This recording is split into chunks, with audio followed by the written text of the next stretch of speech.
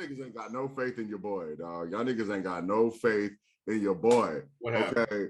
What happened was, Meg started taking party off of her Instagram. So I was like, well, this is my shot. So I go and I DM Meg the Stallion, right? I'm like, hey, I see you got rid of party. You know what I'm saying? Let's go get some Bacardi with my signature smirk emoji, because I own that emoji, right? And so I put, in my story, I said, hey, is my shot gonna work?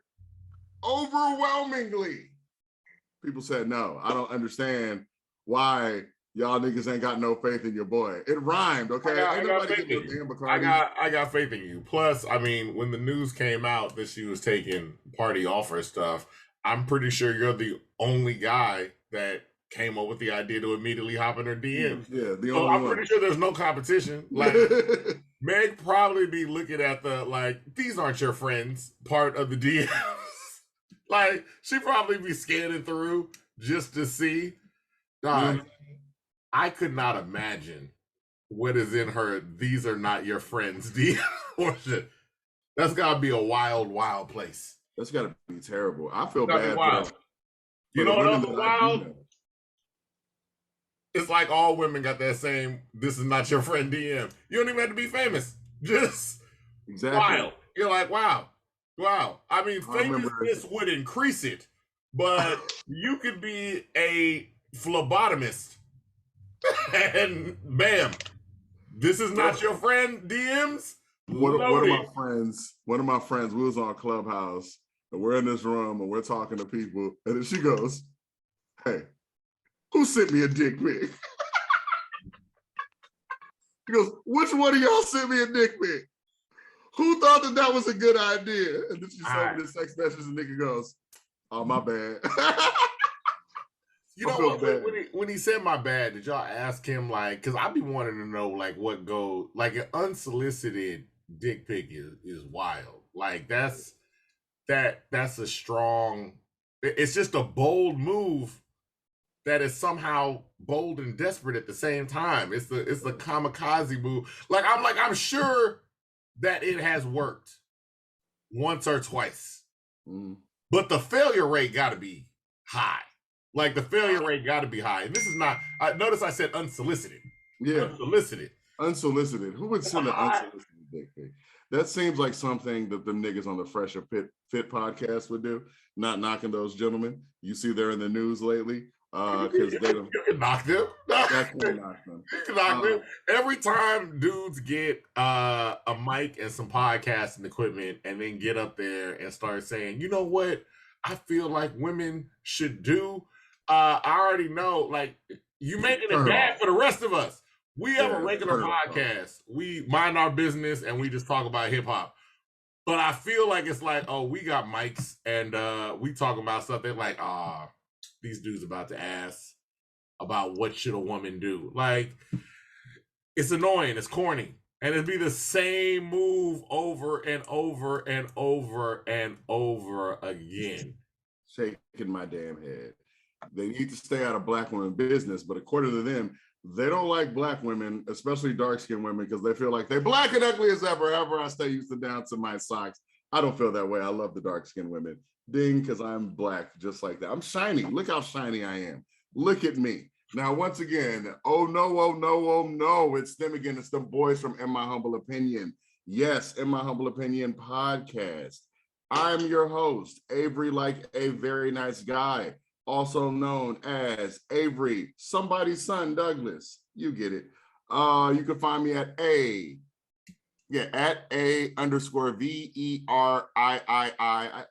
4 eyes, I think so. And then there's my brother, Just Devon, who put out these lists that have shaken up the city. That Just Devon, ladies and gentlemen. I don't know if they shook up the city, but they were some nice lists. You know what I'm saying? I liked them. I liked them.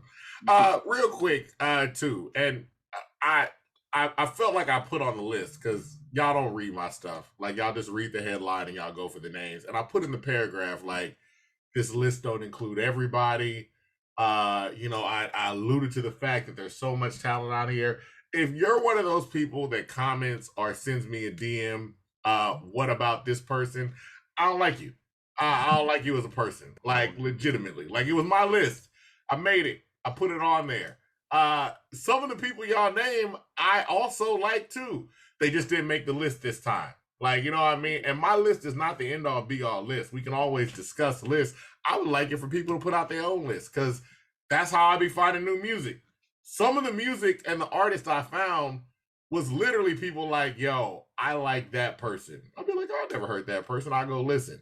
But when they put their list out, I didn't go, well, what about Freddie Gibbs? Like, I don't, you know, like, that's who I like. I get it. The list is the list, nigga. The brick is the brick. It's in ink. Well, it's in digital ink, so it can be changed, but still, you know what I mean? It is what it is. But yes, it was fun week. It was a great list. I don't want to talk about hip hop for a while, like list format. Okay. Because I was like, list format. Because people get irate. I like to talk to particular artists, but when it comes to like who's your top 5, no, I don't want to do that. It changes all the time. And side note to piggyback onto that, nigga, I had nothing to do with the list. So I hate the DMs. Nigga, don't ask me. The number of people that got in your DMs about the list is hilarious to me. What are you talking about? I was like, that's fine. But I appreciate it. Again, please, any hate, any questions, any things that y'all have a problem with my stuff, direct all your DMs to A_VERII Avery. Like, that's the one. I gotta be honest. I'm ghostwriting the list. All right. These are all his thoughts. All right, continue. Ideas. Hey, what are we doing here? Everybody put out a list when you dropped yours. And I was like, what are y'all doing? Only nigga I got respect for out of that is Brandon of ESPN. That's a boy. He had an awesome list. I was like, damn. Hey, first off, Brandon of ESPN, I had my list done. All right. My list was done. Brandon put his list out. He just tweeted it out. And one, I was impressed because I was like, of course, like I'm impressed with myself. I was like, our lists are very similar. So I was like, we got the same musical taste. I like that. Brandon's cool people. Friend of the show. But 2, I was like, this man took the whole shine off my list. I was like, God, he listed everything that I like. He has enough power to be able to drop it in a tweet, though. But you know what I'm saying? Hey, Brandon, good people, friend of the show, yeah. But everybody else, I was like, y'all just gonna do it all the time. Brandon can do whatever he want, but the rest of y'all, what's going on with that? And anyway, shout out to Brandon at ESPN, man. Yes, man. Shout out to him getting that with ESPN. But you know, once again, you could find my brother, Just Devon, as Just Devon on Twitter, and you can go to Instagram and he's Dr. Dugley. You can find both of us in My Humble Opinion podcast at My Humble O. And also, I'm Vince McBands too. I got the best Instagram stories this side of the Mississippi. Everything's on this side of the Mississippi. So I have the best Instagram stories this side of Earth. You should follow me on all of that. And we got a special guest in the house today. All right. We've interviewed him before. He actually is a rapper that I actually thoroughly enjoy his music. He's a roach looking boy, gerbil mouth having boy. He looks like Larry June looking ass boy. Mr. Freeze looking head.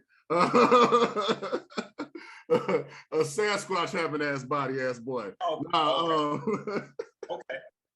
Am I on the mic? Can y'all hear me?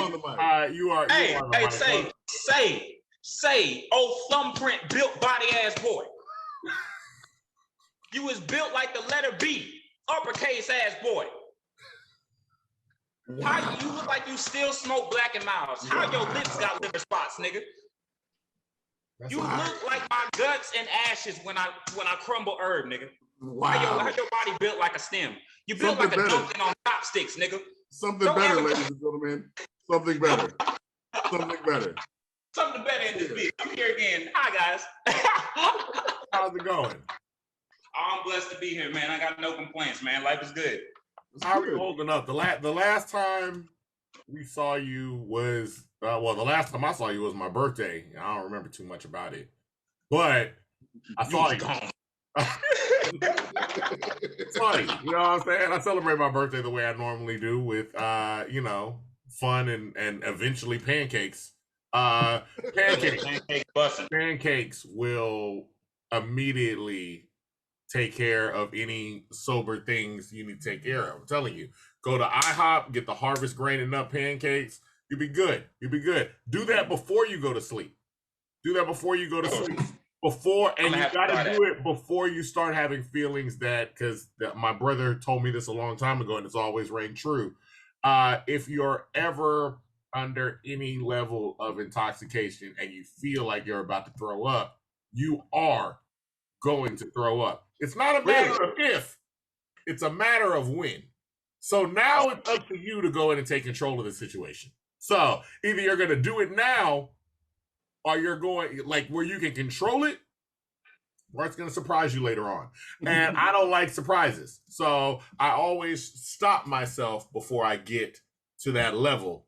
But you know, pancakes will also cure up everything. So that's it. We saw you on my birthday. How the holidays and Christmas, New Year's, all that been treating you? Shit. Same shit. I ain't gonna lie. I was mad as fuck this holidays. I didn't have one. It was cool. I mean, my family left me behind. They went out of town. And I just did promo for my album and shit all day. All year. That's it. Where did your family go? They went to go see my grandparents in Lincoln and Kansas. No, Lincoln. Ah, okay. I gotta say, I feel like everybody's Christmas and holidays kind of got canceled. Ours was, we had Christmas, but it was like a skeleton crew. Like they was just like, all right, here you go. My Christmas was great. I spent the whole time just doing graphics, getting the graphics done for all this year. Blueprint, making a financial plan. This is my last year being broke. I will never be broke again after this year. And then just making sure everything gets mixed properly. Huddling up with my team. That's it. Oh, that's good. We got the same plan. I would like to never be broke again as well. Wait a minute, Avery, what you do for Christmas? Be a young boy, never broke again. What did I do for Christmas? I was sick. Oh, that's right. That's right. And, what'd you say? What? I said that's right. But you couldn't taste shit, huh? I was fine. I enjoyed my time. I played video games and I had my shit delivered to me. You know what I'm saying? I had to deliver some stuff to you at one point. I was delivering random stuff to different family members. You know, you just got to pull up, put the stuff on the hood of the car, honk the horn, lock your doors, roll up your windows, and you just go from there. You delivered it to my door like Amazon. Thank you for that, because I was at work. Oh, yeah. Amazon delivers to my door. Yeah. Bro, they don't even come in my gate. They don't even be over here. Oh, you know what? Did you order from Amazon that last interview we were doing? Yes. Did I tell you how that went? No, I never told you how that went. These niggas. Yo, Amazon got on the phone with me and was like, the lady that is dropping your stuff don't feel safe to come inside. I need you to go outside and walk with her your shit to go to the house. Oh, God. And she sped the fuck off.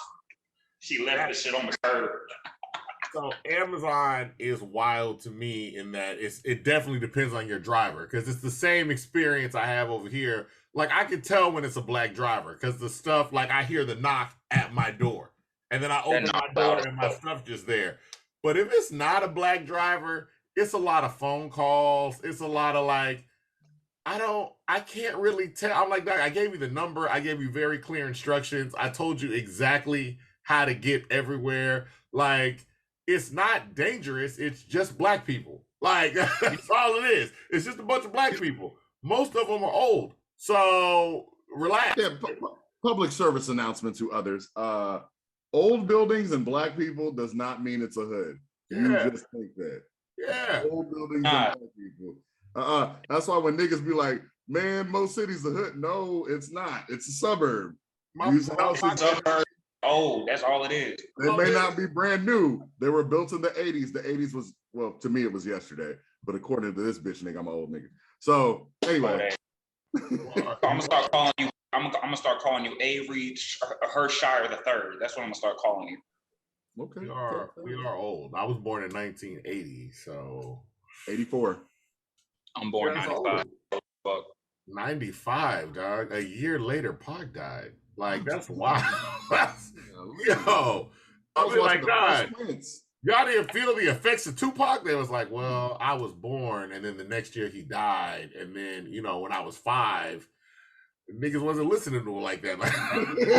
So I literally will be like, dog, how do you not? I was like, oh, I guess that makes sense.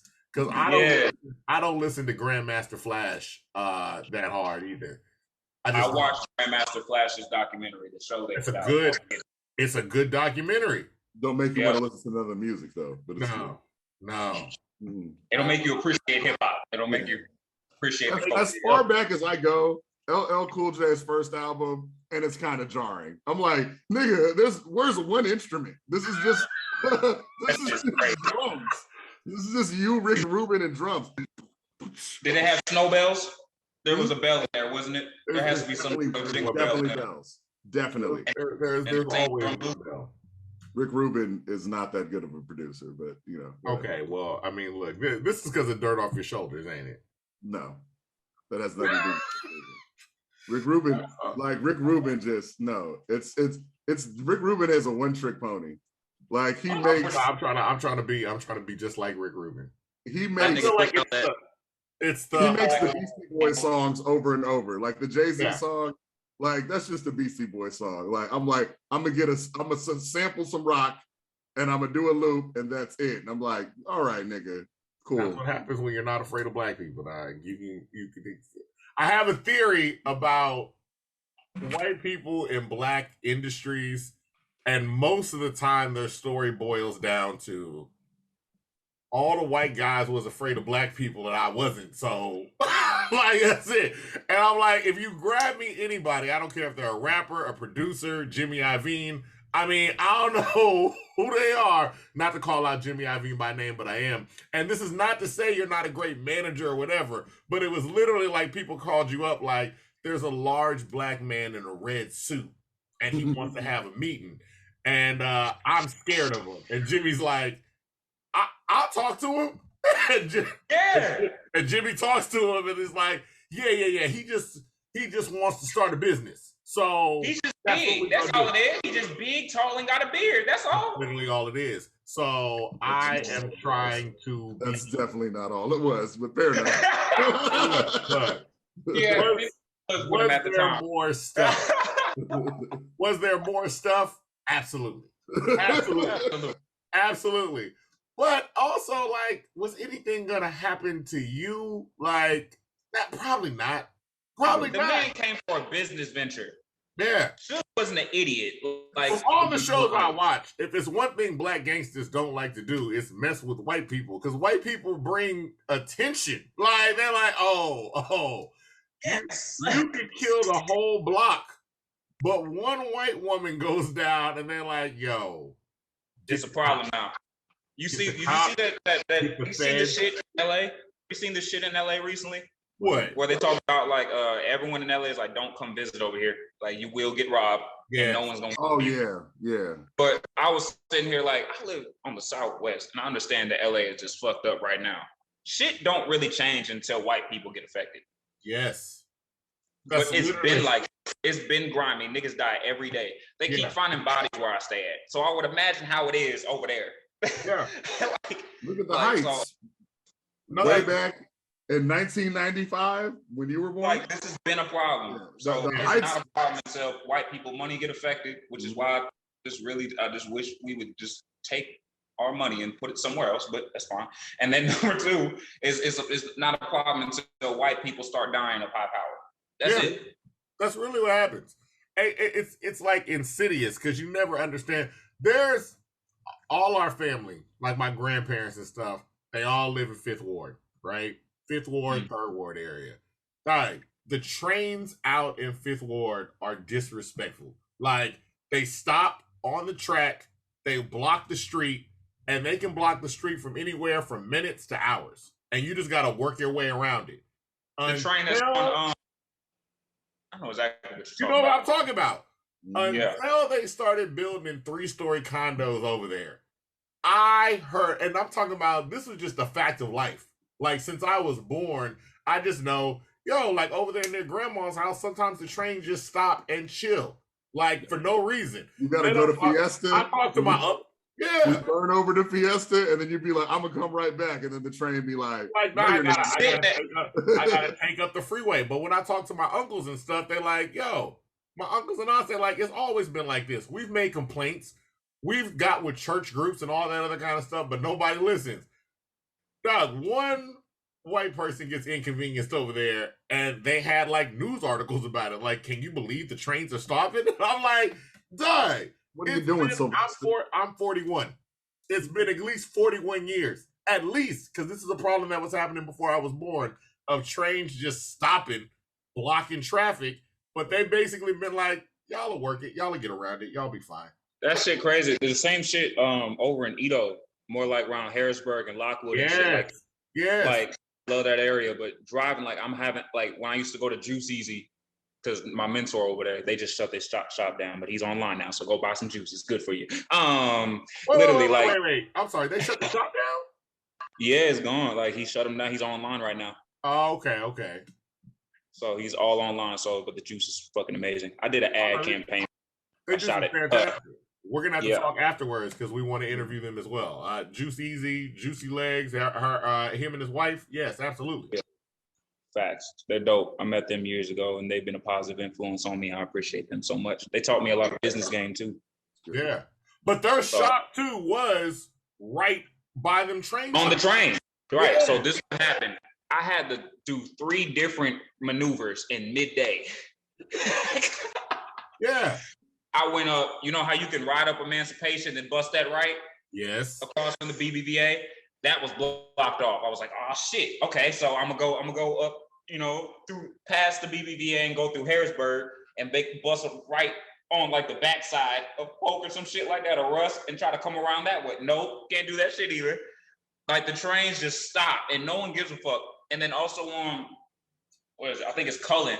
Cullen has a train that's right there. As soon as you go through the underpass, if you're coming off of 45 or some shit like that. Yeah.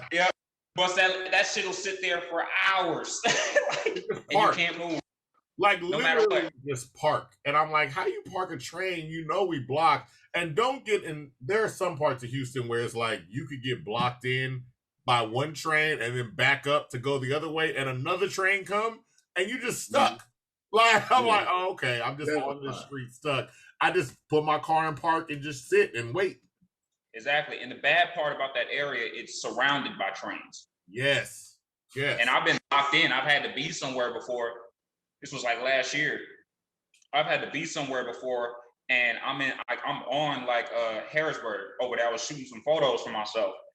I go over there, I try to leave, and I can't leave. So I literally had to find time to do shit. Because it's like a fishbowl of trains. That's all it is. You can't go nowhere. And it didn't move for 3 hours at all. That is why it is best when you're making complaints, especially if you're going to do them online. And I'm not saying everybody should do this, but I have a complaint avatar. It's just a picture of a white woman that makes complaints. And that's how you got to do it. Because when their voice is stronger, like it cuts through. Unfortunately, it's sad. That is true. Yo, what's up, Text Dot? What's going on? Like, they don't listen. I just got big problems with things. Even over here, like, I know there are certain parts of town, if they're doing freeway construction, they put up a whole bunch of signs to let you know, yo, freeway construction, it's here. Like, watch out, we shut this down. Dog, they shut down 610 and 288. And they were like, well, we told you on the news. Nobody watched the news. Did they do it midday? Oh, dog. No, it's shut down. Like, wait, right now? Right now, it took people a while. It's been shut down for weeks. Like, coming off of 288 passing Holly Hall if you're trying to get on to 610. And go, if you're trying to get on 610 in one direction, it's just shut down. You got to drive to Sunnyside, you turn and come back. And all that? Yeah. Like, hell, I need that later. I might need that. Yeah. And that's it. You got to exit. Usually you got to exit Holly Hall, go down Holly Hall, and then hop back on to 610. Yep. But my thing is, put signage up. I forgot I got no signs. If we was in the road, y'all put signs up. You know Texas don't give a fuck about signage. You could be coming into a construction zone and last minute almost hit somebody, and it's just somebody outside with a orange sign. That is definitely true. Probably because we've gotten used to everlasting construction, because I don't know what they're doing with the freeway. And I feel bad because it's like I disparage them, but then when it opens, I'm like, oh, this was actually smart. This was a good job. But then they shut down something else vital. And I'm like, this is for everything. But I work for Amazon, as y'all know. I drive, right? If I have to come back from Rose Sharon, right, and you're going to have to take 610 and 288, right, that bitch is shut down. Tell me why my trip, I was 9 minutes away from getting back to the station. It became 27 minutes to get back just because they don't want to. Yes. The worst. I drive to Lake Jackson every day. Yes. And go to Rose Sharon and come back. That drive on them county roads is long. I just can't wait to hit the highway, and this shit shut down at 9 p.m., bro. I be hot. That's why we're telling people, like, and this is just a public service announcement for us before we get into this interview. Stop moving here. It's not enough. Like, either stop moving here or bring us some real public transportation, like something that can't get in a traffic jam. I know I hear y'all people on the East Coast like y'all don't really want this train. It's horrible. Da da da. I get it. Nigga, y'all train got entertainment. Shut up. That's what I'm saying. I just went to DC. The train was fantastic. All the people complaining about the train, I get it. Y'all are used to it, and y'all know the stuff to complain about. And I'm not saying if we didn't put a train here, we wouldn't complain about it either. We have a train. First off, I need a train that goes more than 4 blocks. All right, I need a train that goes like real talk. I'm telling y'all right now. Only connect 4 blocks. Ain't that a block? And I'm also telling y'all something. Like once they made the toll road, because y'all know how the toll roads came about, right? They was like, yo, we gonna make a toll road, right? But it's not gonna be a forever toll road. Once the road pays for itself, we're gonna take the tolls off it. And then the road paid for itself, and they was like, nah. They're like, we're going to build more toll roads. And then they had the HOV lane. And I knew the HOV lane was a joke when they had the pay option. Like, they're like, yo, we trying to protect the environment, so y'all should ride and carpool. But if you got a little bit of extra bread, like, I don't know, like $1, you can also ride in it. I'm gonna fuck around and buy some mannequins and just throw some mannequins in my car. So my thing is, because people was doing that. My thing is, get rid of the toll roads. I'm sorry, you ain't got to completely get rid of the toll roads. Get rid of the tolls, but you can outfit those roads and you can outfit these HOV lanes with trains. Just have public transportation. Like there's a train canal, you know, like in LA they got that tunnel, like Elon Musk is building that tunnel and shit that has the instant bullet train. I saw that, but Elon Musk, like, I feel like that's wild to be like, yo, we keep adding lanes of traffic and the traffic keeps getting, because that's what Texas be doing. They're like, yo, we got 4 lanes, add a 5th. We got 5 lanes, don't need add that. a 5th. Now we got 8 lanes. Too much dumb shit on the road. Someone just tried to said is, but all Elon said is, hey man, let's put a lane underground. Dog, it's the same thing is gonna happen. And I'm gonna tell you right now, a traffic jam underground, wildly, the anxiety would be through the roof. I don't even want to get in that hole. That's a Dwayne Johnson. Have you seen the inside of the train, like the schematic of it? Yes. That shit look luxurious as fuck. It does, but I just feel like it's just an accident waiting to happen. Like y'all be like, all I feel like is like, you remember the Hindenburg and how luxurious it was? Like, they're like, yo, this is the best aircraft, the lap of luxury. And I know there was an engineer like, hey, dog, that's a lot of flammable gas. And it was like, hey, dog, shut up. Like, he's selling this shit. He's selling it. We got tickets sold. You know what I'm saying? He was like, well, I was one of the engineers for like the Titanic. And I told them like, hey, man, you're fired. Like, get out of here. You know what I mean? He got I bet they want him back right now. I bet they want his ass back. They probably did after that big, like, who would have known that all this gas might blow up? It was like, how much want to bet he was black? How much money Betty was black? It probably was for a dude. Fuck. He probably walked out. Like, he's like, I told y'all this is the same thing that happened on the Titanic. Exactly. Y'all don't listen to me. No one wants to listen to me. No one wants to listen. They killed that nigga. You gotta listen to black people. And that's how this interview came full circle. Let's get to something better. You know what we do need? The roads need to be something better. We need something better for transportation. And we've got something better here. Who the last time we talked to you, you were talking about, I got music coming, but, and I really like this about your interview, you were like, I haven't done enough in terms of living, goddamn. Promotion and living. All right. Also, you know what? While we got you here, because this is gonna be hell when we do the editing. Man, can you turn your camera sideways like that? Oh shit, yeah, my bad. Oh, I got you. Hold on. There we go. Now we good. Yeah, we in this bitch. I like that. Look at the light shimmering on my face. Look at the light shimmering on my face.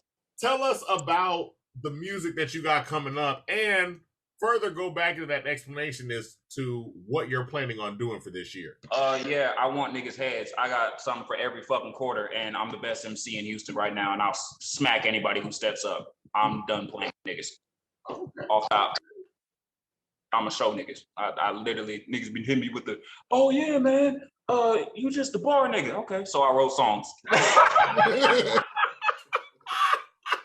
People say you just the bar. Just bars. I'm like, nigga, do you not know that I do more shit than that? Like, I have a lot of hooks. It's just I don't do enough. I don't force the songwriting shit. I don't think there's no formula. But this year will be the best shit I've ever fucking made in my entire motherfucking life. Ever. So what do you say is the difference between this year and the previous years? I got supreme content. I got real, raw, emotional content. Everything has a color scheme to it. The way I'm marketing, I have new alleyways, a lot of promotion and interviews coming up. I got vinyls out right now that you can buy on the crowdfund right now. So go check that out. So I'll be doing vinyls consistently. I stopped waiting on niggas, so I figured out how to do my own graphic design and merch. So everything for 2023 is actually almost done too, because we already did the production for that album that'll come out later. And I'm 6 songs in writing. So I'm done. So more. Wait. To get this straight, to clarify, you're done with 2022 and you're working on 2023. Yeah. Ain't nobody working harder than me. I'm the illest in the room, and I'll smack anybody, and that's why niggas don't want to work with me. And I'm going to prove that this year. And the next year. And the year after that. I like the energy. Yeah. Your team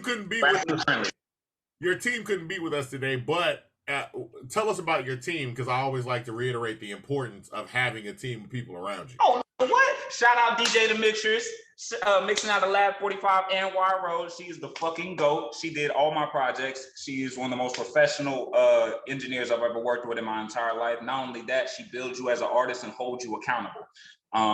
And she takes time, she takes her mixes home, everything is done properly, she communicates, she's one of the greatest of all time, she cares about her craft, and she'll treat her music, like she'll treat your music like she treats it like how you would treat it. Like like I treat music like it's my child. So like, we literally crafted this shit from jump, like period. Shout out my partner E. E. Harris is one of the greatest producers in the world, Elliot Ross Productions. He did the whole project. This is probably some of the best beats I've ever rapped on in my life, aesthetically. And I had to learn how to rap on these beats. He challenged me with this one. That shit is amazing. He's from Houston as well. He has been doing this shit for 20 years. This is like my mentor as well. He's like my spiritual advisor. I love you, bro. You're my brother, and I got you back for life. Yeah, they're one of the greatest of all time. And we came together and like made something for 3 years that is just so near and dear to our hearts. Like we shed tears making this shit. We had near-death experiences making this shit. We even shared arguments, frustrations, and debates. The album's called Pain Made Me Better. This is probably the most honest I've ever been. This is one of my most important pivotal albums when it comes to painting a picture. Now, how do you ramp up? I mean, I'm hearing you say this is the most honest. It's not like your music is, for lack of a better word, dishonest. It's very vulnerable already. So what is pushing you to another level in terms of openness? Because I was like, dog, I don't know how you get more open. Like you've talked about some stuff on that is very like vulnerable and like, yo, this is my life. So what pushed you forward?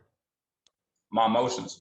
I became more self-aware. I've been reading a lot on human nature most of my off time. Like y'all, I don't know if y'all see, but I post books I be reading from time to time. So like anything that Sigmund Freud, I look at his quotes. A lot of like Carl Jung, which I did a speech on, nurture versus. I think it's nurture versus nature. They either did both of those. I read on that. The more and more I understand myself, I'm able to empathize with other things in my life, and I became more of a calm person. I'm going through therapy. I start therapy next month. So nigga just got insurance. Yes, sir. Black people go to therapy, please. And I'm happy, man. Like I'm in a happier place. The amount of shit that happened between the last time we talked to now is fucking ridiculous. Not only did I realize a lot of shit about myself, I realized a lot of shit that the people that was around me, a lot of my family members. And when I started digging, I dug more into myself this year and did a life audit. And I have so much more shit to talk about. Not only that, I realized what's more important and what I need in my life. And then the next album after this, which comes out in April, it'll be, that'll display where I'm at mentally now. My mind ain't even on rap at the moment. Rap is too effortless for me. Like my brain has literally become more about aesthetics and curating. It's like, it's beyond rap at this point. So more open with the music I'm about to drop now, it just comes from my growth. Like I turned 26 and then beginning of like end of December towards cleansing up the project, I had a session on the 24th. I did a big session. I said, after my accident, I was like, it just hit me. And I was just like, fuck that. Like, I know, like everything just circled in. And I knew exactly what I wanted to do. I knew exactly what I needed to talk about. I knew exactly how I felt about myself. And the albums wrote themselves, the songs wrote themselves in like 2 weeks. That's so good. I'm sorry to interrupt. You bring up your accident because like I noticed a big difference after that accident. Before the accident, we'd be talking because as you can tell, this is my friend. So we talk pretty much every day. This nigga would be like, doom and gloom. And then he had the accident. He was like, I'm fixing to kill everybody and take over the world. And I was like, Bobby, let's talk about the accident. Everybody don't know about the accident. So what happened? Oh shit. Dog, I'm hot. How? Oh my God. I just got that car fixed, but God is good. I came back with an Infinity right now. I got a G35 I'm whipping. That's like one of my favorite cars. I'm so happy God is good. Look, all right, so check this out, right? I was driving to my pop's house. I had just got done having an argument and I've been working on my communication skills and I was on the way to the gym. I was like, okay, my dad, I haven't seen my pops in like 4 months. You know what I'm saying? When I'm zoned in on what the fuck I want, I zone in and block out everything. Like, I haven't done shit. I just went on a date and the girl couldn't believe I haven't done certain shit in the city. Like, so like, I be zoned in and my pops called me and we was arguing about progress in life and time and valuing time and risk taking and, you know, what my responsibilities are. And after I got off the phone, did my workout, I was like, I need to go see my pops. He never argues with me about this stuff. You know what I'm saying? Called him. I was like, I'm on the way. You want to eat or something? I'm on the way, right? Driving up. It was on the feeder of the West Park Tollway going towards Richmond, Texas. You know, like Grand Vista and Grand Mission, all that shit. Yeah. So like my car just started stalling on me. And I was like, I just fixed everything in this car and gave it a fresh oil change. I don't know what the fuck else it could be, right? Stalled in the worst place that's been infamously known. You know that blackout area that's on the feeder of that shit? Yes. Bro, so I'm like, probably when you go into that underpass, that's Highway 6 and that Kroger on the corner, come off, make that exit, you know what I'm saying? Near the tollway, driving, I'm about 30 to 50 feet ahead, right? So I'm right under a light post next to a field, but it's still dark as fuck. I put my hazards on, I get out the car.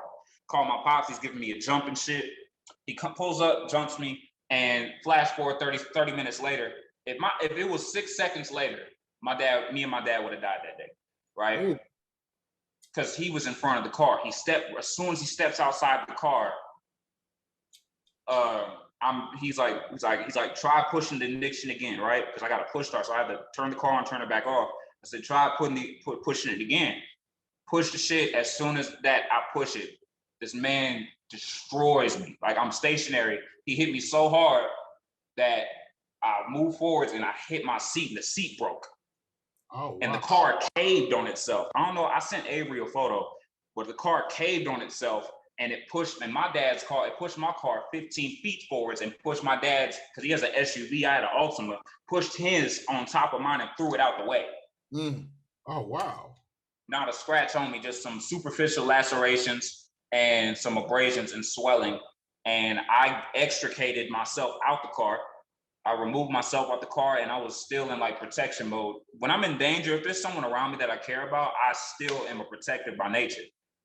You know what I'm saying? Like, so I'm not thinking about me. I'm good when everyone else is good. You feel me? So I just fell to the ground after that when I knew my dad was alive because I couldn't hear shit. I was just focused. I was focused on like making sure I'm alive. I got out. I didn't even look in my car and I'm just sitting on the ground. That's it. That's what happened. And after that day, like the next day, I was over it. Like I get over shit fast. Everyone's just telling me, it's like, Nathan, you could have died. Like, what's wrong with you? I'm like, hey, I didn't die. So let's move forward. You know what I'm saying? So like that shifted my brain into be like, the worst thing that can happen to me is death because I can't try again anymore. Fuck everything. I know what I want. I know where I'm going. Move. You know what I'm saying? The worst thing that can happen is death. And that's what happened to me. So I just been on gung-ho ever since then. Hey. I mean, so you were in the car when it got hit. And I imagine, I mean, you're trying to jump a car, so I know you didn't have your seatbelt on because you're trying to jump it. You know what I mean? Nope. So you're in the car, no seatbelt, door probably open. Car hits you. Your door closed. All doors closed. Hits me. Got a siren. We bought some extra lights and shit to put on top of my car. My dad had his brights on. My hazards is on, and my brights is on. You know what I'm saying? Still hit me. 83-year-old man in an Infiniti SUV was going like 80. My nigga had to. Drunk? Man, was he drunk? He's old as fuck and shouldn't be fucking driving. Yeah. I know the Infiniti he was driving. That shit's too fucking fast for him. There ain't no way you should be by yourself. Like, huh? What was he driving? It was an Infiniti SUV. It was a nice, you know the one I'm talking about. It's super sleek. Big one. Okay, yeah. Yeah, the big motherfucker, but that shit's fast. I'm just like, bro, what the fuck are you doing? But so had, like, what happened with him? He didn't go to the hospital. First, just for the record, for any EMT seeing this, anybody above 80 should not be able to make their own decisions in an accident, whether or not they want to go to the hospital. They should have took that man to the hospital against his wishes. But he had like a hematoma that swelled up to a tennis ball size, and his whole arm was purple. None of my airbags deployed, but his did, and that shit fucked him up. Oh wow! And his car was on the curb on top, like bounced off of mine. He just ran off the curb, like to the left. So he hit me so hard, it bounced him back and ran off the curb into the grass, and his whole shit was caved in. Dang. Yeah. So initially, you're on the ground. Once you realize your dad's okay, you still can't, because people don't know what it's like to be in an accident, like for real, and you don't realize how you hear people describe like everything's moving at fast, but it's also moving slow at the same time. What were your initial thoughts, like just immediately after? While you're after initially was as soon I heard tires, I was like, I'm about to die. Protect yourself, right? Got hit. Okay, check if you're okay. Check if you can get out the car. Like my instincts is kicking. I have a high tolerance for pain and trauma, so it's weird for me. My instincts just go in and be like, okay, who's around you? Okay, my first thought is check to see if your dad's okay. And then I couldn't hear shit because I'm angry. When I'm focused, it's just straight heat and red. So I'm just thinking, and then I calm down. I can't see anybody, but I hear him. Like, okay, he's good. He's good. And I just fell to the ground afterwards. So my whole thing was making sure, okay, I can breathe and I can move. Am I scratched up? Okay, I can feel my legs. Get yourself out the car and get out of harm's way because other cars could be coming because I know where I'm at. And then make sure everyone else is okay. So that's my first thoughts. That was it. And then the next day, you're basically... I was the next day, I went to the hospital that night. They discharged me the same night, gave me a prescription. I went home, slept at my pop's house. My pops took care of me. Woke up the next day,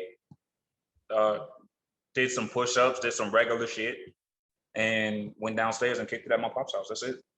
You know, I guess what's interesting, I don't know what you were going back over there specifically to talk to your dad about an argument y'all had. And just eat food. And eat.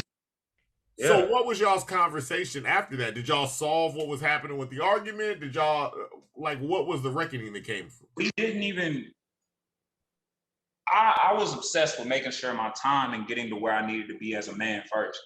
And he was like, Nathan, there's no time. Time is in your hand, just live. And I was like, I don't do that.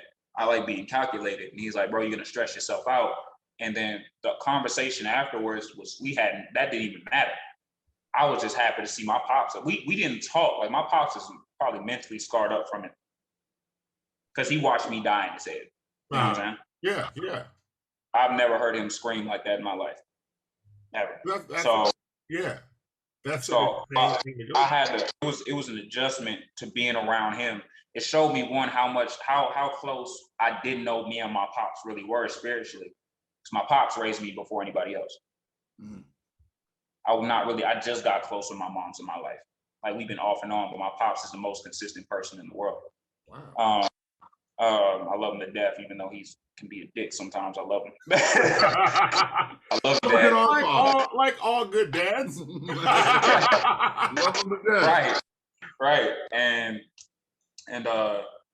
it was just like, yeah. I say, for me, I was over it. I just wanted to get to the solutions. Yeah. My family members was like, what's wrong with you? Like, are you okay? Like, you good? Everyone worrisome. I don't like worrisome. I don't worry about much. I try to tell my parents to have confidence in me, but I don't have kids. So I probably won't understand why they worry so damn much about me. And it makes me feel like people don't have faith in me, because I don't like people worrying about me. Does that make sense? Yeah. So I kind of single myself out, or I'll still go do shit, like go get donuts and bring them back to the house, or like try to just lead in some way so they don't worry. You know what I'm saying? But it's the conversations afterwards was just like, are you, like, what's wrong with you? You know what I'm saying? Yeah. Are you okay? You know, like, I'm okay. Stop asking me. Like, I don't like pity parties. So adjusting to motherfuckers actually caring. Like, this is the first time I think I see my family, both my mom and my dad, actually work together in some way and be functional. And like, my dad really nurtured me. It was weird. We didn't really argue. We watched movies. It made me realize how much I don't really spend time with my family. We never really talked about the accident. You know what I'm saying? We just did shit that we should have been doing.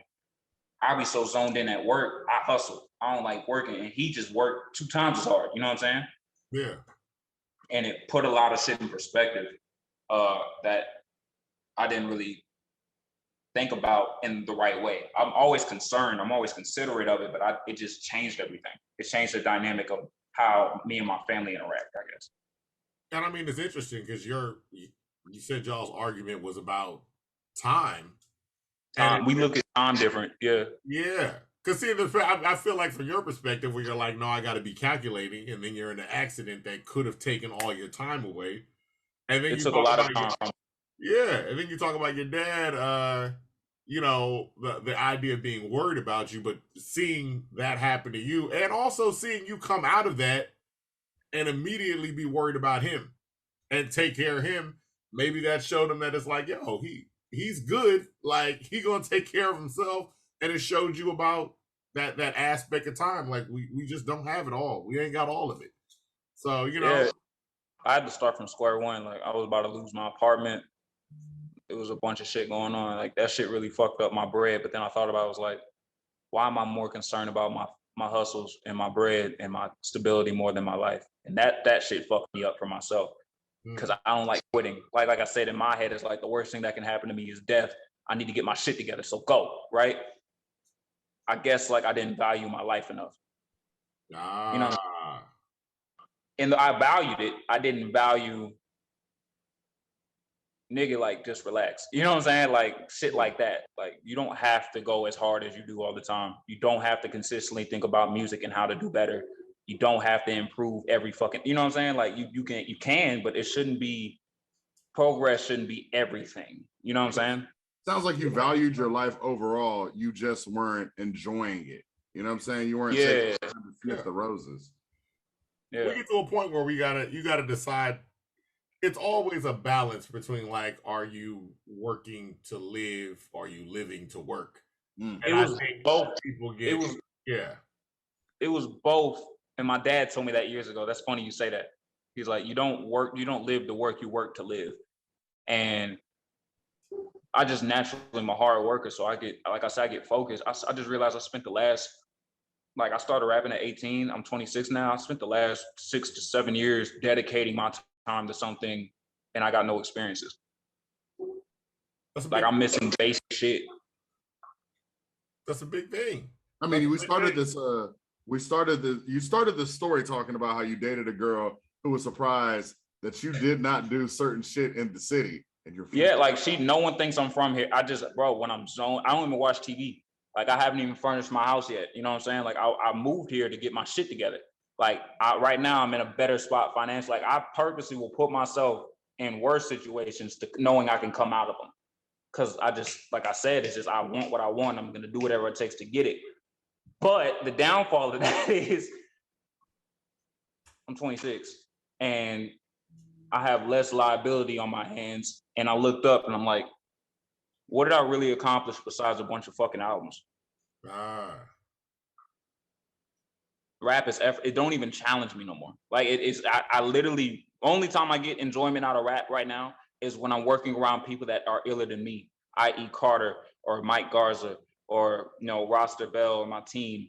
Like I like investing in other people at this point. Like I don't, that's why I'm kind of coming at hip hop this year more from an aggressive standpoint because I like competition. I love doing it because I'm good at it. But for me, I'm just like, I want to be around niggas that are iller than me. Like it's getting boring. I'm so focused. I haven't been living. You feel me? Yeah. Now, how did all that change the mindset then of creating the album? Because it was also, and is that the event that started to push you towards therapy as well? Yeah, yeah. I was already gonna do it, but you know, I be having flashbacks and shit in my sleep. TB too much info, but honestly, I still like.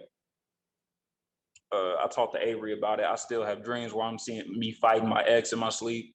Yeah, like there's skewed realities of my life popping up, or sometimes I get lost. Sometimes I be so focused, like I work so damn hard, and I be forgetting like time is ticking.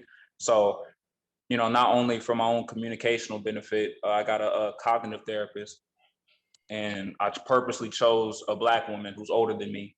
So one, you can relate to me. And number two, I can pick apart your brain so I can become closer not only with myself and understand things I'm lacking, because I don't notice everything. There's multiple perspectives. I naturally have a direct tone. Me and Avery talk about this shit all the time. I could be softer in some areas. This not only will help me communicate with my family more, who are a lot lighthearted than I am. Like I'm super fire, you know what I'm saying? And they're like watery and balanced, but I can do that too. I just have to learn how to flow with them. So learning how to not only communicating with not only women more or my team or more, or dealing with other people's personalities, I have to develop these skills. And also I have to be very, very self-aware. Number two, also figuring out why the fuck I'm going so hard in an area and I'm dissatisfied with all the progress I made. Like my team had to sit me down and be like, nigga, look what you did this year. Mm-hmm. You did a lot of shit. You did like 6 albums. And you're almost done with 2023 already. Not 2022, like not this year. Like you're already working on 2023. Like chill. I just don't. I gotta rewire some of the shit in my head. You know what I'm saying? I was taught. Oh no, go ahead. I was taught that there's no reward for being great, and that puts my drive in me. Right? There's no reward for doing what you're supposed to do. You don't get rewarded for that. You know what I'm saying? But at the same time, I'll never really understand how much I'm doing. Yeah. And that's. Tell us about the themes that are going to be on the new album, the first one that you have coming up in this first quarter. A lot of you get to take a walk through my life. We wanted to paint a portrait of how it is to actually be me. Some of the things I've been through, you know, whether it's, you know, medications or antidepressants, or, you know, being evaluated, or my first time seeing a holding cell and a nigga telling me to cough, like, or, you know, me not fully understanding like why my parents haven't given up on me yet, or my first time in a breakup and dealing with like, why are you coming around me if you don't like me? Because I can't tell. I can't tell if you really love me or not. Like songs like that, or how I feel internally, like I got trust issues, or like how much I value loyalty and honesty. I hate being lied to, or how I notice when I'm at my lowest, like I don't really know who's around me. And so I just naturally put more faith in myself so I don't attach people to me, you know, being more secure with my emotions, a lot of vulnerability and the ability to talk about it, and also showing little glimpses of where my head's at currently today, not only as an artist, but as Nathan Kilgore, which is most important. It's a lot of just pink and blues and dark. It's a dark, sad album, but it's aesthetically gorgeous at the same time. It's a very painful album. It's called Pain Made Me Better. It'll be out on the 30th. Okay. So Pain Made Me Better. Do you want to talk about the strength? Because you have 2022 done. Do you want to talk about the ramp up and the flow of those albums? So we start off with Pain Made Me Better, and then what do we go to? You got Prognos, which is, I can't wait for y'all to hear that one. I'll play it for y'all early, actually. One day I'll pull up on y'all and I'll just play the album. That's just tight. It's already being, we'll talk about that. And it's called Prognos. It's one of my favorite words. I'm a huge Green Arrow fan. So like I watched the series front to back and read all the little nerd fandom shit. And Prognos in Russian is, it means strength and durability. And discipline has been something that's on my mind every day, like staying disciplined and consistent, no matter how hard it is. Like if I'm in pain, I'm still going to go to the gym in the morning, or I'm going to force myself to get up an hour earlier, no matter what, even if I don't have to. You know what I'm saying? Just building some sort of endurance in my life. And I've endured a lot of bullshit, like that's not really normal from a lot of times. And now where I'm at now, I want to be able to rap like it. So the raps, it's like the hardest shit I ever made. These beats is hard. It's produced by a guy named Trouble. That is one of the illest white boys I've ever met in my entire life. Nigga is cold. Nigga is cold. I really, really like that project. That's more of like me. Okay, I know exactly what I want, know where I'm going. It's more raw. It's very aggressive. It's very hip hop. It's very lyricism. So if you like rap shit, and I got all hooks. There's a whole bunch of hooks in there too now. So I'm mastering songwriting. I became a better songwriter through this project. So whereas this Pain Made Me Better project is really, really, you know, sad, this one's more confident, raw, and just majestic as fuck. Okay. It's the type of energy. I came in the interview like I'm the best nigga in the world. I want someone to show me I'm not. Show me. So you go from Pain to Prognos. That Prognos is going to be second quarter? Second quarter. What's third and fourth? Third, I got singles. Singles is busting, right? So I got a single, right? I mean, I was gonna tell people now. Benson did it, right? Shout out Benson on the beat. He worked. You know Benson, right? Have y'all heard Benson's beats? No. Benson did Easy Jesus 2 for God Body Bingo. Oh, okay. I like that beat. Okay. All right, so you coming with the bass. This is what we're doing. Yeah, I got a summertime joint, so that'll drop like in mid-summer. So that shit is gonna be crazy. Cause I didn't want to always like. I started looking at my catalog and I'm just like, bro, like I had fun too. Like I'm a big ass kid. Like I'm not always the serious rap nigga all the time. So I was like, I will be honest, because when you came to my birthday party, I was like, oh, he cool. Like because I was like, God, the music, I was like, this man gonna be in a straw hat in the corner, just dark. Like, yeah, they don't know. I genuinely enjoyed having you out there, man. Hell yeah, thank you for inviting me. That shit was tight. That was cool as fuck. You know what I'm saying? I'm really thankful you guys invited me out, you know? No, absolutely. So this third quarter is more showing, hey, I have fun. I'm flexing the whole shit. I'm talking shit. Okay. I'm talking about all the shit I enjoy. Like, you know what I'm saying? Like, I got songs where I'm talking about the cars and how I want them shit to look, and like how like I got songs for the 2023. I'm having fun. I'm talking shit. I already gave niggas sad shit. Now I'm about to show y'all what the fuck my mind is on now. I'm gonna show y'all, okay, I showed y'all what my life was like and what I overcame. All right, I'm about to stun on y'all niggas now and show y'all what the fuck my mind be on now and how effortless this shit really is. Like, the shit takes no time. I did an album in a day. Prognos was recorded in a day. It was written in 2 weeks. I get no enjoyment out this shit. Guess what I get enjoyment out of? Getting to live out the experience I rapped about. That shit's tight. Okay. And then how you ending it with fourth quarter? Fourth quarter is gonna be me and Miggity Mike motherfucking Garza just barring niggas to death. That's just gonna be tight. That's real. Yeah, I just want to bar niggas to death on like a 3 to 4 minute song. That's it. Me and him. You and Mike get together, y'all rap y'all asses off. So you bring it in full circle, like, all right, I gave y'all fun, but don't forget. Don't forget I'm an MC first, and I want the smoke. I come from the Wu-Tang cloth. Like, it's 80 niggas in the room. And if you whack, we will kick you off this track. Like, you have to be better than the next 6 niggas, the niggas that ain't show up yet. That's how I am. Niggas be scared to work with me. And also, hey, I'm gonna say it right now. If you plan on working with me, do not have me do this feature and you never put the shit out. I just cut somebody off. I literally told him, I was like, nigga, I don't like you. Nigga, how you paid me for this feature and you did not put the song out? I've done 4 features for niggas. They have not come out. Do not ask me to work with you if you're not putting the song out. Number 2, you're going to have to pay me now because I put the work in. It's $500 a verse. I'm on vacation. So you're going to have to pay me to pull me away from what the fuck I'm doing. I earned that shit, and I risk thousands of dollars to be here. Fuck y'all. Has anybody ever explained why the verse ain't come out yet? No, I asked. I'm a nigga that talks. Yeah. I communicate. I'm going to ask. I'm like, nigga, why'd you have me do this shit if it ain't gonna come out? What did they say? I don't do internet shit. I will talk to you. I know I'm gonna have to see you at a show, nigga. Yeah. Why you not? Like, what's up? When the song coming out, bro? Oh no, something happened with the. All right.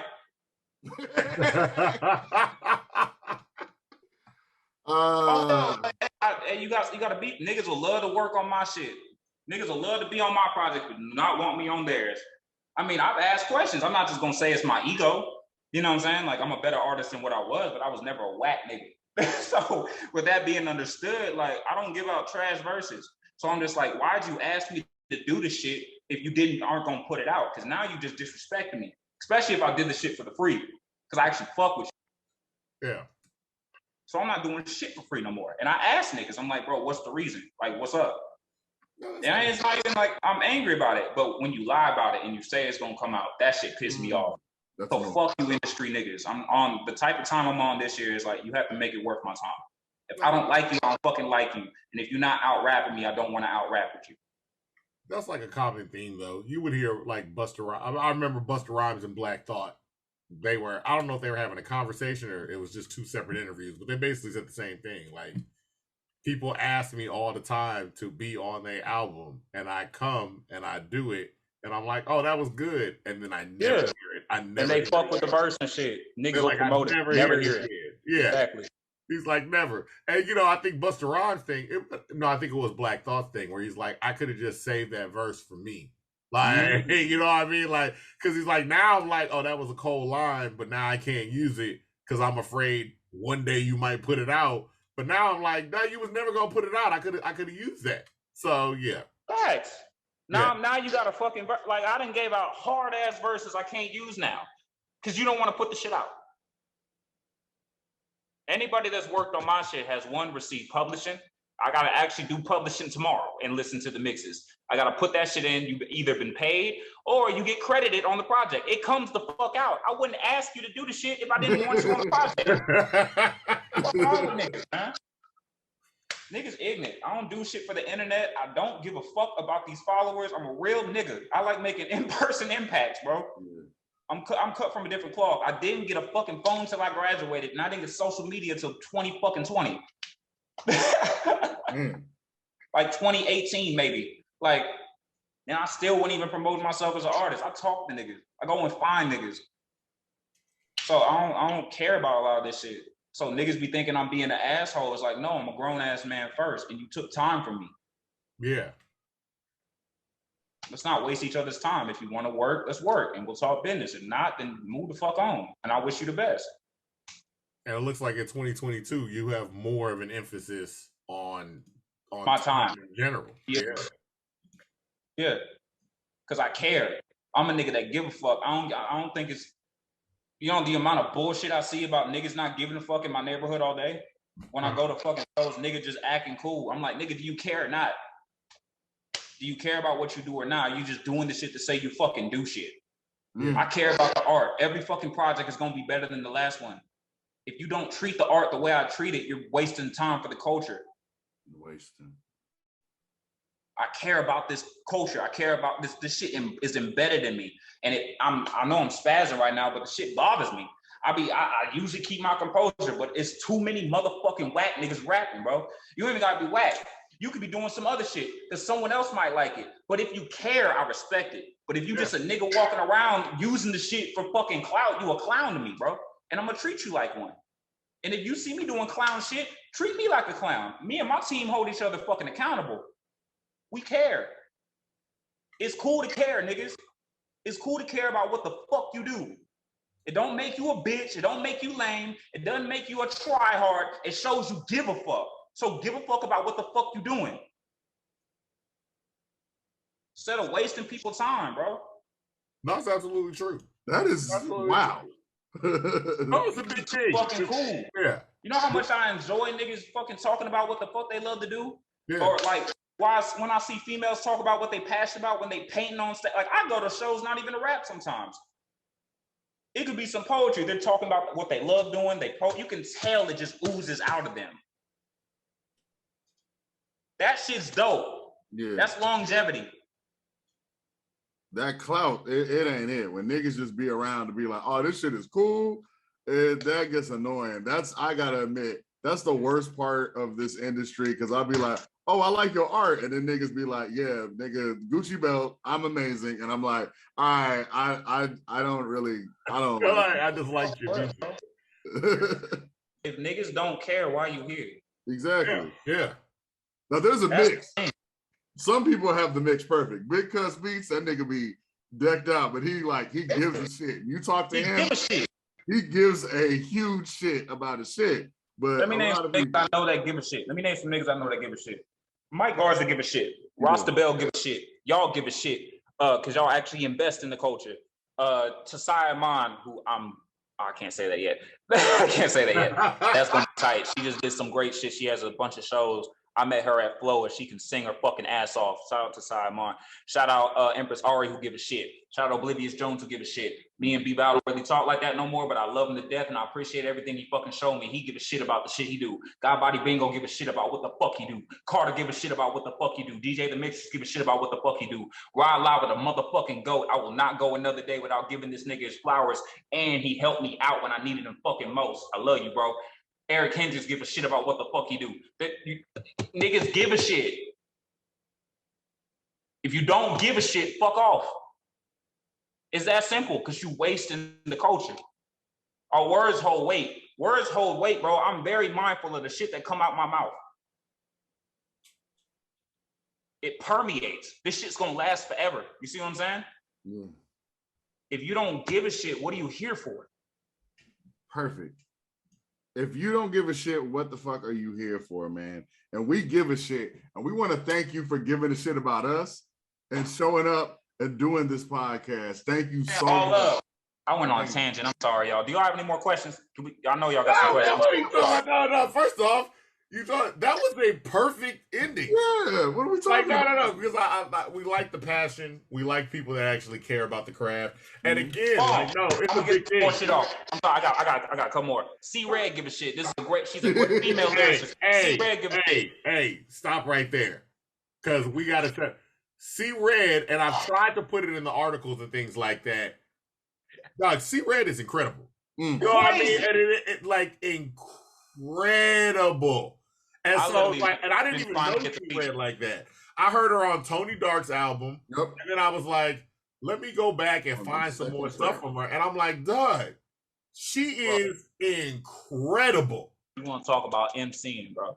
Yes. That shit, she is a beast. I met her when I did shows in 2018. She did a show and she smashed that shit. It was a song on a project called it's a project called I'm Ready. Y'all gotta go check that out. Yeah, you heard that? Yes. That shit is she performed 2 to 3 songs. I'm like, bro, not missing a breath. She ain't rapping over your lyrics. Stop calling yourself a fucking professional rapper if you rap over your lyrics at a fucking show. And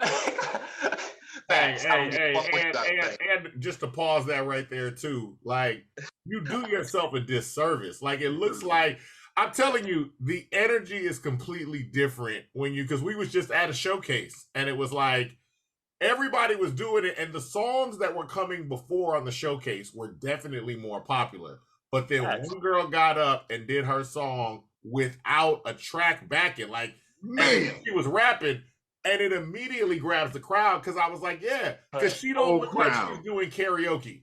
Like when you do it on your own track, you look like you're doing karaoke. Exactly. Cut from that cloth, nigga. Yeah. She cut from that cloth. Yeah. That's just what it is. Who else? I know I got some names on my list. Fuck, I'm fucking up. We're going to be here all day, though. Not to cut you off. You mad as shit. I was supposed to get this shit off. I'm hot. Look, Pimp C looking ass boy. We're going to have you back, bro. We're going to have you back, I'll be back. Welcome me back, man. When Pride House drops, can I come back? Absolutely. Or y'all like the album? We talk about it? Absolutely. Fuck yeah. Like, it's going to be my best year ever. Trust me. Yeah. And this is for everybody. I love everybody, but when I don't know how that happened. First of all, repeat that again. Because you unmute yourself. You muted yourself on accident. You know what I'm saying? It was like, so hello? When the album comes out, what now? I can't hear shit. Hello. Can you hear us? Hello? I can't hear shit. Something happened with us. Hey, look, it is what it is. So, look, we could keep going all time. Once again, in my humble opinion podcast, you guys, we've had Something Beddar with us. All the links are going to be in the bio and everything. And you can find him at Sumthing Beddar, SumthingBeddar. There we go. He has the QR code right there on the screen. Once again, I am Avery, like a very nice guy. A_VERIII. That's my brother, Jess Devon, also known as Dr. Dudley. You can find him on Twitter and Instagram like that, respectively. And you can find us at My Humble and My Humble Opinion podcast. And listen to us on everything. We're on Stitcher. We're on all the stuff. We're on YouTube. Humbly yours, in My Humble Opinion podcast. H-Town, too sweet. H-Town, too sweet. Goodbye. Man, we got a Stitcher following, and I really want to know who has Stitcher, because I don't even know where that is. Niggas with Androids. Nah, I was like, yo, what the hell is Stitcher, dog? Yeah, get y'all a better phone, but we appreciate the support.